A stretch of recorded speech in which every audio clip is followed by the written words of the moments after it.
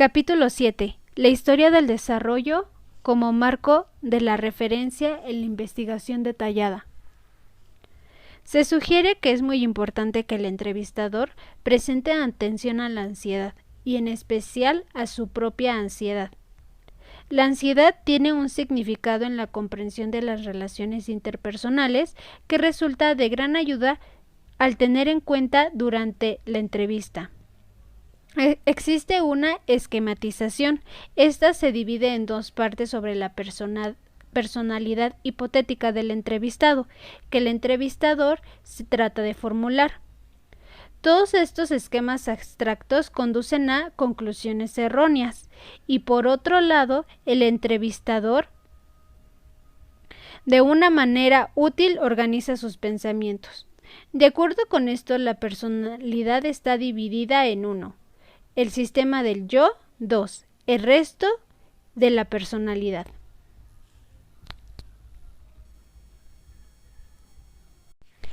El entrevistador está constantemente en contacto con este sistema del yo del entrevistado. Esto significa que a través del desarrollo de la entrevista, si la entrevista es muy prolongada, el entrevistado está revelando esfuerzos tendientes a evitar disminuir y ocultar las señales de su ansiedad al entrevistador y a sí mismo.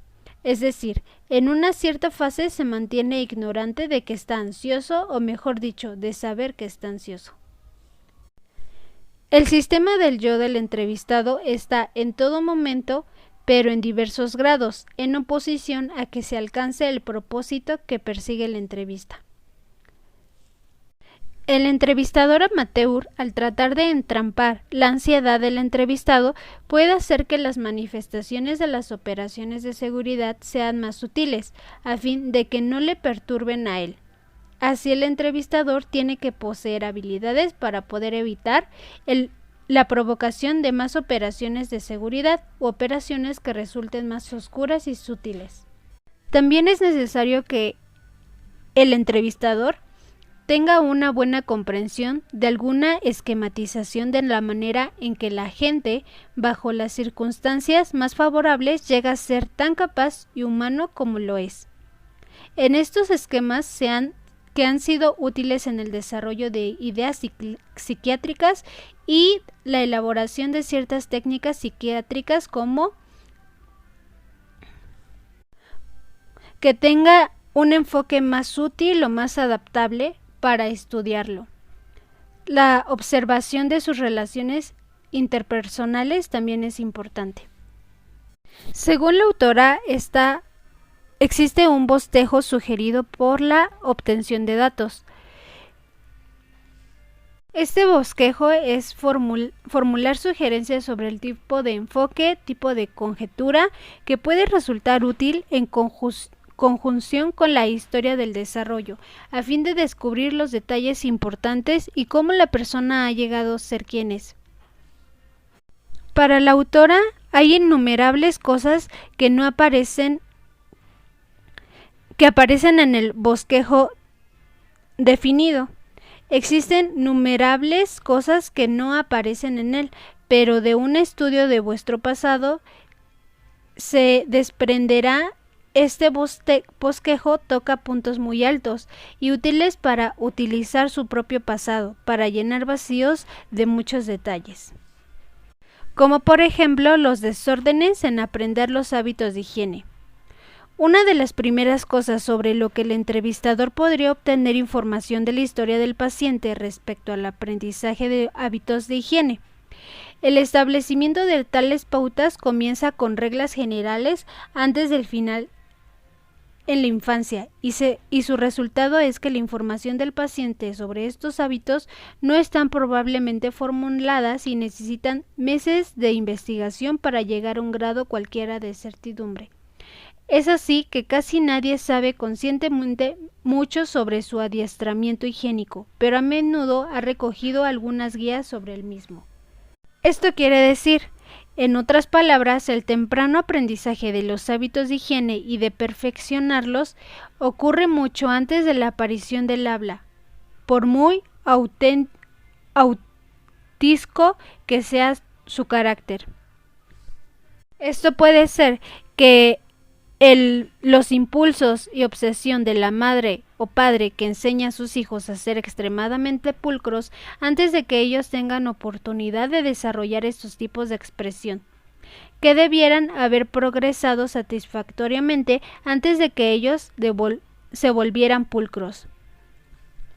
Esto, sin embargo, el paciente no pensará en todo esto durante la entrevista psiquiátrica, y aunque se le pregunte directamente, quizás se vea tan frustrado por el alcance de la indagación, ya que no por la aparente impertinencia de la misma, que puede sentir un intenso enojo y poner rápidamente fin a la cuestión. Los desórdenes en el aprendizaje de los hábitos higiénicos pueden reflejarse también más sutilmente en la actitud del paciente hacia ciertas palabras que considera definitivamente ofensivas y no emplea. Tales palabras son aquellas que generalmente son juzgadas como sucias por la persona en la era juvenil. Otra cosa también es sobre los desórdenes en el aprendizaje de los hábitos del lenguaje. Si un entrevistador está interesado en tales fenómenos, puede observar que el paciente muestra una ligera tendencia a la vacilación en el hablar, en aquellos momentos en que parece estar molesto por una u otra cosa. La segunda vez que esto ocurra, el entrevistador puede hacer una pausa y con una transición en cierto modo brusca decir: dígame, ¿cuándo era usted chico, tartamudeaba? Y se entenderá que en efecto el paciente tartamudeaba de niño. Un gran número de personas que han padecido ciertos disturbios o desórdenes en el lenguaje muestran alguna sugestión de un impedimento en el hablar en momentos de tensión o disgusto. También las actitudes hacia los juegos y los compañeros en ellos. En la era juvenil reconocemos que dejamos sin tocar una gran parte de un periodo excesivamente rico, por ejemplo, todas las actitudes hacia la autoridad que tienen sus bastiones en la niñez, en lo gradual, dominación de los padres sobre ciertos impulsos no regenerados en niños, etc. Esto según en el enfoque más fácil en la comprensión del desarrollo de idiosincrasia. En la era juvenil se confía que un entrevistador tendrá siempre una idea de la actitud de su cliente hacia los juegos y hacia las personas con sus compañeros en lo mismo. Es aquí donde el entrevistador puede aprender muchísimo por el medio del interrogatorio y de la indagación de las actitudes de la gente hacia los juegos. Las personas que han pasado por eras juveniles de mucha tensión probablemente no son socios de círculos o clubes de bridge en New York o de clubs suburbanos, etc. Lo más probable, en efecto, es que sientan un tranquilo y restringido interés por los juegos y muy agudamente restringido interés hacia las personas con quien juegan. Pero esto ya es otra historia. Experiencia en la universidad. Si el desarrollo de la indagación por el entrevistador sigue demasiado, claramente las eras del desarrollo, según las establecido, le estarán advirtiendo al entrevistado, por así decirlo, sobre lo que debe producirse en la entrevista. Después de haber aprendido algo sobre la experiencia del paciente en la escuela del Estado, por ejemplo, si era un buen alumno en matemáticas o gramática, o en ambas materias, lo que sumamente es raro.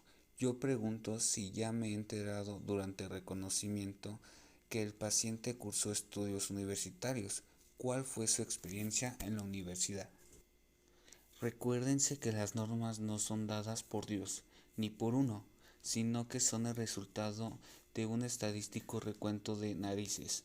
¿Ha sido identificado el estudiante con el grupo de los indebidamente estudiosos o con el de los indebidamente frívolos? ¿O no ha sido identificado con ni uno ni otro? Intereses por los clubes de varones o mujeres. El entrevistador necesita asimismo saber, y lo pregunta, si su paciente, antes de llegar a ser padre o antes de llegar a ser madre, reveló algún interés particular en llegar a ser figura prominente en los clubes de varones o mujeres durante el periodo de sus años. Si es así, creo que eso constituye una guía bastante importante de las deficiencias en su experiencia preadolescente. El camarada preadolescente. Y habiendo llegado a este punto de la entrevista, por regla general, investigo si el paciente tuvo un camarada en la edad de la preadolescencia. El cambio preadolescente tiene tanta relación con la adaptabilidad social del ser humano, el verdadero lugar de la persona, en por lo menos en el mundo potencial de provenir, que el hecho de no haber tenido alguna experiencia en ese sentido me parece sumamente infortunado. Y enseguida pregunto, ¿se destaca alguien en su recuerdo como un camarada especial en sus primeros años de la escuela? Si la respuesta es afirmativa, deseo saber qué ha sido de esa amistad y de ese camarada. ¿Siguen siendo amigos? De esta manera, el resultado es a menudo muy convincente, y después de escuchar lo que el paciente tiene que decir en respuesta a un estímulo categórico como este, el psiquiatra considera bastante seguro que sabe cuál ha sido el caso, mientras que una pregunta casual o un enfoque despreocupado de la cuestión puede producir respuestas oscuras y convencionales, que con toda probabilidad estarán muy lejos de los hechos reales. La pubertad. Y luego pregunto con frecuencia, ¿cuándo experimentó usted el cambio de la pubertad? Pregunto eso simplemente para introducir un tópico, ya que ni una entre tal vez 70 u 80 personas tienen la más remota idea de cuándo experimentó el cambio de la pubertad. Luego uno pregunta sobre varias cosas, cuándo cambió la voz del paciente o en el caso de una mujer, cuándo tuvo su primera menstruación, cuándo observó cambios en los pechos y demás. Previamente verifico el hecho de que el entrevistado sabe o no sabe cuándo entró en esa pubertad, pero por lo menos sabe a qué me estoy refiriendo, y luego me entero de si hubo alguna idea inafortunada que se relacione con este acontecimiento. Con este enfoque indirecto puedo llegar a saber algo que es razonablemente digno de fe. Relaciones infortunadas en la adolescencia temprana.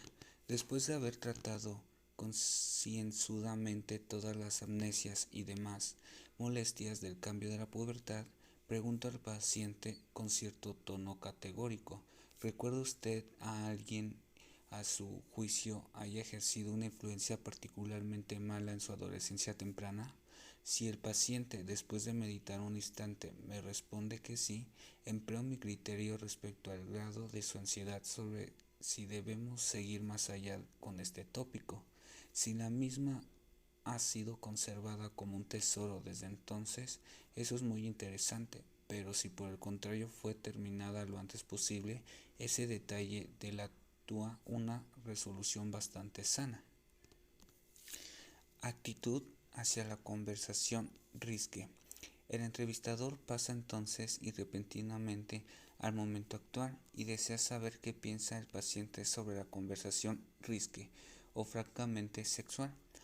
Participa de ella sin violentarse fácilmente, la encuentra por el contrario bastante repelente y si así sucesivamente. De esta manera no es excepcional que una persona se sienta molesta ante los chistes o cuentos risque. Sin embargo, cuando una persona considera que toda conversación risque es positivamente obscena, cuando la misma no causaría las mismas impresiones a la mayor parte de la gente, es muy probable que haya sido sometida a influencias bastante torcidas en años idos, y no le ha sido posible todavía desprenderse totalmente de ellas. Actitud hacia el cuerpo. Un modo suave de enfocar esta cuestión, si el psiquiatra no ha conseguido enterarse de nada al discutir el tema de los juegos y los deportes, es el de preguntar al paciente si es miembro, por ejemplo, del IMCA, un club atlético o algo por el estilo, y qué es lo que hace en tal institución. Si resulta que el paciente es miembro de un equipo de natación de su club, por ejemplo, existe posibilidades de que esté perfectamente dispuesto a que una parte de su piel sea vista desnuda en público y no es necesario, en consecuencia, que el psiquiatra formule preguntas tontas en ese sentido. Preferencia sexual. Una vez que se ha llevado al paciente a pensar un poco en términos de adolescencia posterior, el psiquiatra puede preguntarle si en realidad prefiere a los hombres o las mujeres para compañeros. Si el paciente se muestra más reservado tocante a este punto, uno siempre puede modificar su pregunta de manera amistosa, diciendo: claro que eso puede variar de acuerdo al estado de ánimo en que usted se encuentre, y entonces pueda continuar con otra pregunta referente a si le agrada más comer con hombres o mujeres, y así sucesivamente. Actitud hacia la soledad. El entrevistador deberá descubrir a sí mismo cuál es la actitud de su paciente hacia la soledad. Entonces el entrevistador puede formular esta categórica pregunta: ¿se siente usted alguna vez tan solo que llegue a tornarse intranquilo? Obsérvese bien que esto no es ¿estuvo usted alguna vez? O ¿recuerda usted? Sino ¿se siente usted? Recuerda un gran significado cuando esa afirmación. El hábito de la bebida y los narcóticos. Pasaré muy rápidamente sobre una de las cosas que deseo averiguar en tales casos. ¿Cuándo se emborrachó por primera vez el paciente? Después de que el paciente ha superado el shock de que yo piense que él puede haber estado borracho alguna vez, le pregunto si fue seriamente agraviado o dañado o herido mientras se llevaba bajo la influencia del alcohol. Luego deseo saber qué es lo que hace el paciente cuando quiere una cantidad apreciable de alcohol. Se trastorna pendenciero, suele buscar pelea como consecuencia de su estado, le comete en crisis de llanto o experimenta una manifestación fácil para llorar, o por el contrario, se hace amigo de todo el mundo a la vez que se siente alegre y optimista. La respuesta muy frecuente es: me produce mucho sueño, lo cual no siempre es cierto. A continuación pregunto al paciente hasta qué punto resiste, cuánto puede tolerar, es decir, qué cantidad de alcohol puede ingerir por lo general, sin inconvenientes serios para su coordinación o juicio normal. Una vez que he logrado todo lo que antecede, puedo solicitarle al paciente algo que me revele hasta qué punto es conocedor de las bebidas alcohólicas, es decir, con qué insistencia exige la variedad o la calidad de dichas bebidas.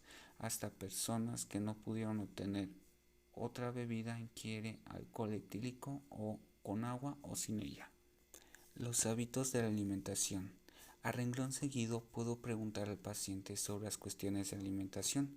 Por lo que a mí se refiere, siempre quiero saber, hasta en los centros de reclutamiento del ejército, el estado del estómago y los intestinos. Para lo cual pregunto: ¿hay alguna comida que usted observe que no le sienta bien? Y como es natural en un consultorio de $25 por hora, la pregunta tiene que ser mucho más refinado. Por ejemplo, ¿sufre usted alguna alergia a los alimentos? Este es una introducción mucho más responsable al tópico genérico de la comida. Entonces, procuro averiguar si el paciente trata con más ceremonia alguna de las comidas que hace durante el día, o en otras palabras, si presenta una apreciable cantidad de atención a los preparativos, a vigilar que todos los detalles estén atendidos, y si experimenta considerablemente disgusto si, por ejemplo, tal o cual plato se ha terminado en el restaurante y no le es posible comer lo que esperaba. Todo esto constituye una interesante reflexión sobre la actitud del paciente hacia la vida. Hasta esto es posible que salga a la luz su actitud respecto de los amigos en este estudio de grado, hasta cuál alguna comida resulta para él un verdadero acontecimiento, a cuál espera con deleite y a qué dedica una gran cantidad de interés y trabajo. El sueño y las funciones del sueño. El entrevistador insinúa a continuación el tópico referente al árbitro del sueño y a las funciones del sueño. Una buena manera de suscitar este tema es la de preguntar cuántas horas de sueño parece necesitar usted. Si el paciente responde informativamente, todo va bien, pero si no lo hace, el psiquiatra está yendo ya dentro de ese campo y puede formular nuevas preguntas, tales como por ejemplo, ¿el paciente tiene sueño pesado o alivianado? Si consigue dormir bien en camas que no son suyas o en los camarotes de los barcos o trenes y así sucesivamente. A continuación puede preguntarle si sueña. Algunas personas consideran que esa pregunta es indeseablemente ingenua, mientras otras se limitarán a responder no, con perfecta honestidad, al menos según creen. Si el paciente responde que en efecto sueña, yo suelo preguntar enseguida si suele tener pesadillas. Mientras miro al pobre paciente con un gesto de irritación, le digo, ¿ha sufrido usted alguna vez terrores nocturnos? Le digo, ¿alguno de sus conocidos ha sufrido terrores nocturnos? Creo que alrededor de la mitad de los seres humanos no saben lo que son los terrores nocturnos, pero si el selector los ha sufrido, sabe perfectamente qué son. Si ha sufrido terrores nocturnos y mi irritación y mi pregunta le han perturbado un poco, vuelvo a preguntarle qué sueña y cuándo sueña. Esto último a pesar de haberme dicho el que nunca tiene sueños. Todo el mundo tiene por lo menos 2 o 3 sueños que es posible recordar perfectamente y creo que eso puede ser aplicable también a usted. ¿Qué sueño recuerda usted haber tenido? Por ejemplo, hace 10 o 20 años. Veamos, cuénteme algo sobre sus sueños.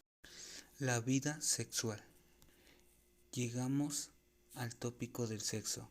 Si un entrevistador ha pasado, aunque sea a topicones, por todos estos tópicos más o menos en la forma que he sugerido, puede decir al paciente, bien, ahora veamos la vida sexual.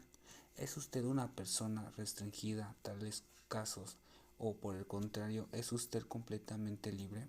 ¿Usted es promiscuo? Esta palabrita feliz del final obtiene a menudo insospechados resultados. En realidad lo que está haciendo es fintear en busca de algo que puede haber pasado, inadvertido para mí, en todo cuanto ha ocurrido antes, y no busco en realidad nada más infantemente sexual. Quiero saber de qué manera trata con las representantes del sexo opuesto, si como amigos o como enemigos. Después de haber llevado a mi paciente a pensar en términos de la mirada retrospectiva, la pregunta algo así, ¿con las mujeres es posible que emplee algo más o a modo de transición experimentó usted muchas dificultades relacionadas con la masturbación?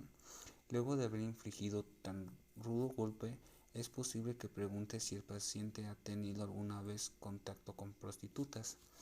En ciertos casos pregunto si el paciente ha tenido alguna experiencia con el adulterio. En los casos en que el adulterio no fue de interés para el paciente o que éste le pareciese una indagación ridícula y arcaica, le pregunto si alguna vez se ha visto envuelto o bajo amenaza de verse envuelto en alguna acción de divorcio. Y por fin pregunto si el paciente realiza sus operaciones genitales heterosexuales para satisfacerse a sí o a su compañera. En general, en el tratamiento de la personalidad hay 3 campos de hechos que son de una gran pertinencia. El primero de ellos es el campo de los hechos actuales en la vida del paciente, fuera de la situación del tratamiento, incluyendo su ocupación actual. El segundo está constituido por sus relaciones actuales en situación del tratamiento, es decir, sus relaciones con el psiquiatra. Y el tercer campo de datos pertinentes está constituido por los hechos de la vida pasada del paciente. Resulta difícil para la mayoría de las personas revelar franqueza y sinceridad cuando discuten sus sentimientos, pensamientos, impulsos y demás, con respecto a otra persona con la cual mantienen la peculiar relación de paciente-psiquiatra. Por lo tanto, durante un tiempo bastante prolongado, al comienzo de todo trabajo terapéutico, la mayor parte de nuestro campo de investigación es ocupado por los hechos actuales fuera de la situación del tratamiento. Uno podría no creerlo al leer alguna de las popularizaciones de historia psicoanalítica, pero a pesar de eso es cierto. Es desde los hechos actuales que nosotros avanzamos a la relación terapéutica presente entre el doctor y el paciente, descubriendo tanto los problemas emocionales notados como los no advertidos, que constituyen las dificultades del vivir del paciente.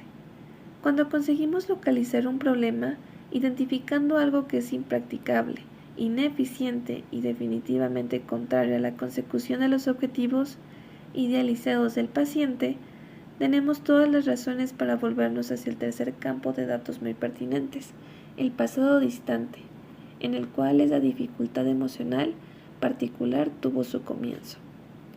Es importante advertir que el descubrimiento de cómo empiezan estas cosas proporciona a menudo una gran cantidad de información sobre lo que las mismas representan, mientras que sus más sofisticadas y maduras manifestaciones pueden ser ciertamente muy oscuras. No obstante, algunos pacientes muestran una tendencia muy definida a alterar la historia para que se amolde a sus deseos o necesidades. Para ellos, el presente tiene la virtud de ser capaz de por lo menos alguna investigación, mientras que el pasado suele estar coloreado bastante pesadamente. Desde el punto de vista general, lo sucedido en la actualidad tiene un significado muy especial. Lo que el psiquiatra debe investigar a renglón seguido es la historia de los entrenamientos y las distracciones del paciente. Esto tiene mucha importancia, porque constituye un gran campo de datos para la determinación de la personalidad, con referencia al grado de madurez de la persona con la cual se está tratando el entrevistador. No debe pasarse por alto la aplicación de los criterios vocacionales a las actividades de entrenamiento y distracción. Al mismo tiempo, no debe creerse nunca que porque algo tiene para nosotros un sonido familiar, tenemos que saber exactamente lo que quiere decir. Cuando por fin desarrolla la idea de que debía formular 2 o más o 3 preguntas adicionales para descubrir que en realidad lo que esa persona quería decir. El entrevistador desea saber lo que está discutiendo y debe tener razonable cuidado de asegurarse de que lo que realmente significa una cosa para la persona que está hablando. Eso tiene una importancia muy especial cuando se está tratando con personas totalmente inmaduras, puesto que el verdadero interés de las mismas en la vida no son sus vocaciones, sino sus entrenamientos. Seguimos con el yo personificado. Ahora vamos a formular algunos breves comentarios respecto a los datos que deben obtenerse sobre el yo personificado, en contraste con la personalidad como un todo.